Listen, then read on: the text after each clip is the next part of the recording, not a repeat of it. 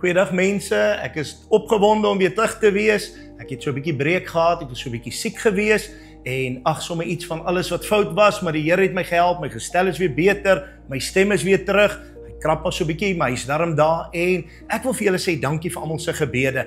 Eendrag maak mag, dit bring eenheid en ek wil vir julle sê en so kom daai eendrag en dit breek die vyand se mag en sy werke in Jesus naam. Ek sê vir julle dankie vir julle ondersteuning. Ek sê vir julle dankie vir elkeen wat vir my gebid het en ek sê vir julle dankie vir almal wat hierdie boodskappe versprei en daarom wil ek hierdie 30 sekondes of 40 sekondes inspirasie begin deur 'n gebed vir elkeen van u.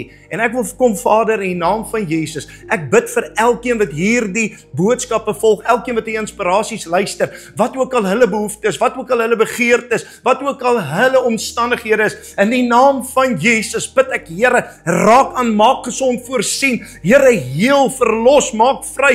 Here, doen dit wat nodig is, sodat hulle sal weet, u kyk na u kinders, u sorg vir u volk, Here. Ons dankie op hierdie oomblik dat ek kan weet, u is 'n goeie God, u bly ons God. Dankie dat u my ook herstel het. Dankie dat u my kan gebruik, Vader. Ek stel myself diensbaar en ek vra, Here, my gebed is, help ons om u ore te wees, om u mond te wees, om u arms te wees, sodat ons die evangelie sal uitdra. Here, seën elkeen wat na hierdie boodskap luister, voorsien in hulle behoefte, dat hulle sal weet, op hierdie dag, op hierdie oomblik, voorsien die Here, en u hoor hulle, u weet van hulle, en u het hulle vreeslik lief. Word nou verheerlik, Vader, in Jesus naam. Ek seën elkeen van u, ek seën u met die guns en die seën van die Here, want as God seën, is jy waarlik geseën. As God seën, kan niemand vloek nie. As God seën, kan niemand keer nie.